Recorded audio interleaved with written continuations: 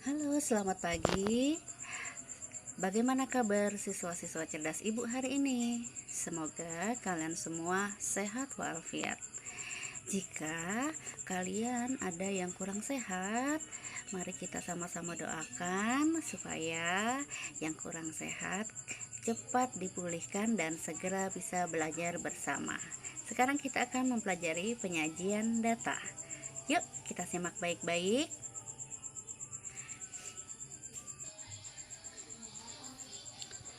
Data adalah keterangan yang benar dan nyata yang dapat dijadikan dasar kajian atau analisa dan kesimpulan. Data itu dibagi menjadi dua. Data primer, data yang diperoleh secara langsung. Contohnya adalah data tinggi badan, berat badan, dan usia. Jadi bisa langsung diukur dan langsung didata atau dicatat ya. Lalu sekarang data yang kedua. Nah, sekarang data yang kedua adalah data sekunder. Data sekunder adalah data yang diperoleh secara tidak langsung. Contohnya, data golongan darah, panen, dan pertumbuhan. Nah, ini bisa ditanyakan ke dinas kesehatan atau yang berwenang atau melakukan penelitian. Jadi penelitian seperti pertumbuhan berat badan, penelitian tentang proses panen dari bulan ke bulan. Ini merupakan data sekunder. Nah, sekarang kita ke metode pengumpulan data.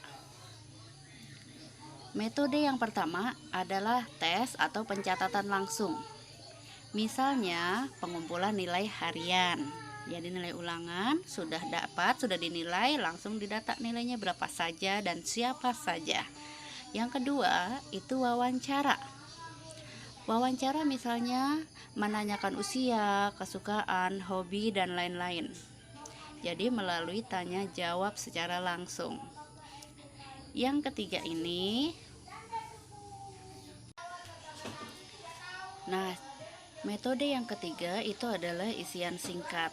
Isian singkat ini bisa melalui kuesioner atau lembar isian dengan beberapa pertanyaan yang bisa diisi. Nah, ini sepertinya kita pernah melakukannya ya. Waktu itu ibu menanyakan hobi kamu, lalu bidang yang diminati, ingat kan? Nah, itu bentuknya adalah kuesioner. Nah, metode yang keempat itu adalah melakukan penelitian. Penelitian ini misalnya ingin mengisi data pengukuran atau pertumbuhan, perkembangan yang memang harus diamati beberapa waktu. Seperti panen buah apel dari bulan Januari sampai bulan Desember. Seperti itu. Jadi butuh waktu yang lama. Sekarang kita ke bentuk pengumpulan data. Bentuk pengumpulan data yang pertama itu adalah daftar. Contohnya seperti ini. Daftar ekskul siswa 1, menari 5 siswa, melukis 10 siswa, renang 14 siswa, dan yang keempat itu futsal 6 siswa. Nah, ini bentuknya daftar. Sekarang bentuk yang kedua adalah tabel.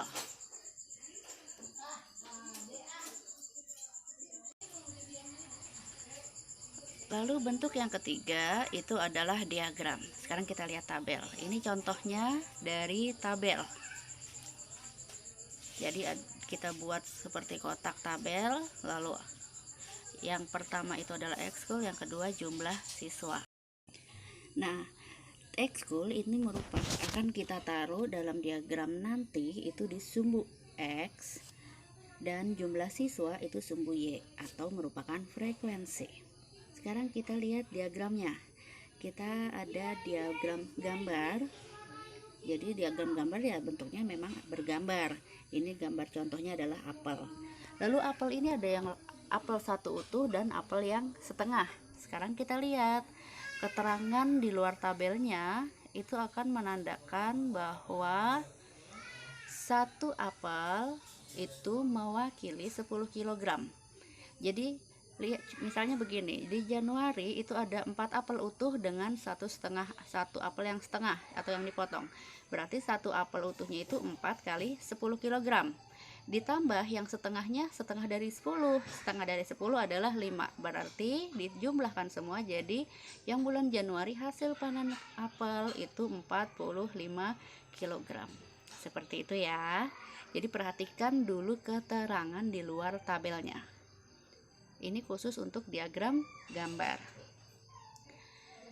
Sekarang kita ke diagram batang. Diagram batang menggunakan garis kartesius atau ada sumbu X dan sumbu Y. Nah, bentuknya memang batang-batang. Di sini yang berwarna merah inilah yang namanya diagram batang. Nah, sekarang kita ke diagram garis. Lihat, diagram garis itu ya memang bentuknya bergaris, beda dengan diagram batang. Nah, di sini juga terdapat sumbu X dan sumbu Y. Nah, sekarang kita akan menuju ke diagram lingkaran. Jadi diagram lingkaran itu memang bentuknya lingkaran. Diagram lingkaran terbagi menjadi dua, dalam bentuk persen atau dalam bentuk derajat. Kita bisa membuat diagram lingkaran itu misalnya dalam bentuk persen ini seperti yang dicontohkan. Jadi isinya itu dalam persen. Satu lingkaran itu harus berjumlah 100%. Lalu nanti dibagi dengan bagian-bagian atau data-data. Nah, yang kedua, jika dalam bentuk derajat, maka dalam satu lingkaran itu harus berjumlah 360 derajat. Lalu terbagi dengan beberapa data di dalamnya. Oke. Nah, sekarang kita menuju contoh dalam membaca data. Mari.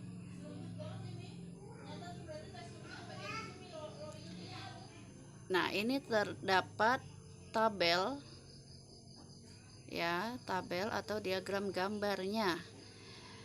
Di bawah keterangan satu siswa mewakili 5, satu gambar mewakili 5 siswa. Sekarang kita hitung yuk, kelas 1 ada berapa siswa? Yuk kita hitung satu-satu ya, bareng-bareng. Di kelas 1, 1, 2, 3, 4, 5, 6, 7, 8. Ada 8 gambar di kelas 1. Berarti siswa kelas 1 berjumlah 8 kali 5 sama dengan 40. Kelas 2 sekarang 1, 2, 3, 4, 5, 6, 7. Berarti siswa kelas 2 berjumlah 7 kali 5 sama dengan 35 siswa. Kelas 3 sekarang 1, 2, 3, 4, 5, 6. Berarti siswa kelas 3 berjumlah 6 kali 5 sama dengan 30 siswa. Ayo kelas 4, 1, 2, 3, 4, 5, 6, 7, 8. Kita Kita catat, siswa kelas 4 berjumlah 8 kali 5 sama dengan 40 siswa. Ayo semangat, kita hitung lagi di kelas 5.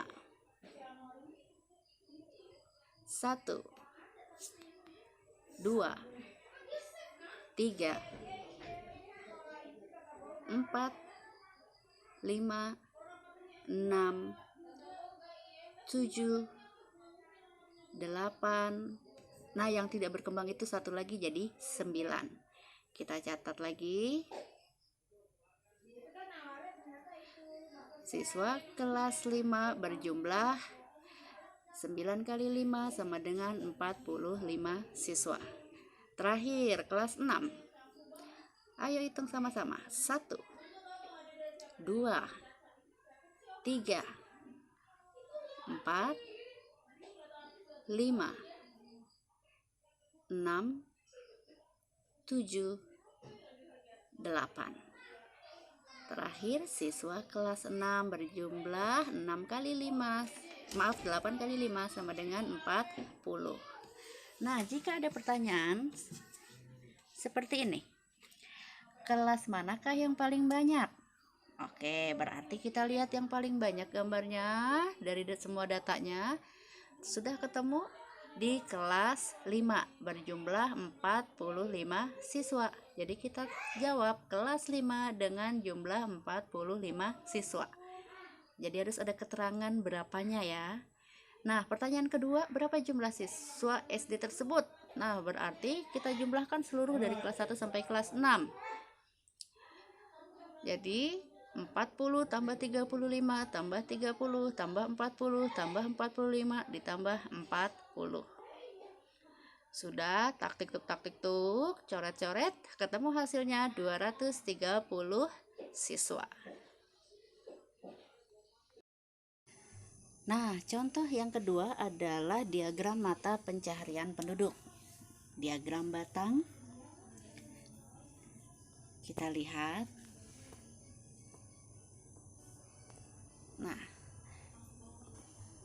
Nah, sekarang kita lihat yang ke atas, garis ke atas tadi itu namanya sumbu Y. Sumbu Y ini adalah frekuensi. Lalu yang mendatar tadi panah ke kanan namanya sumbu X atau datanya.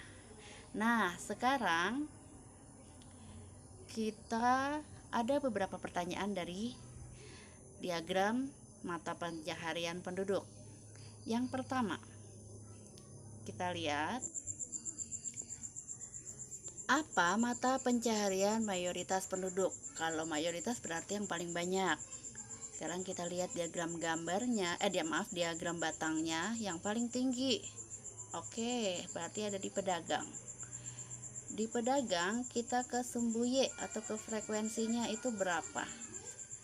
Nah, ketemu 70. Maka mata pencaharian mayoritas penduduk bisa langsung kita tulis adalah pedagang dengan jumlah 70 penduduk. Yang kedua, apa mata pencaharian penduduk paling sedikit? Nah, yang batangnya yang paling kecil, yang paling pendek, kita lihat ada di mana dia? Nah, iya betul, di TNI. Sekarang kita ke sumbu Y-nya. Kita lihat frekuensinya di antara 30 dan 40 di tengah-tengah, berarti ada 35. Nah, sekarang kita tulis mata pencaharian penduduk paling sedikit TNI dengan jumlah 35 penduduk. Sekarang pertanyaan yang ketiga, berapa selisih banyak penduduk bermata pencaharian sebagai peternak dan PNS? Ops, sudah keluar. Nah, sekarang kita cek aja deh selisihnya. Kita lihat di datanya peternak.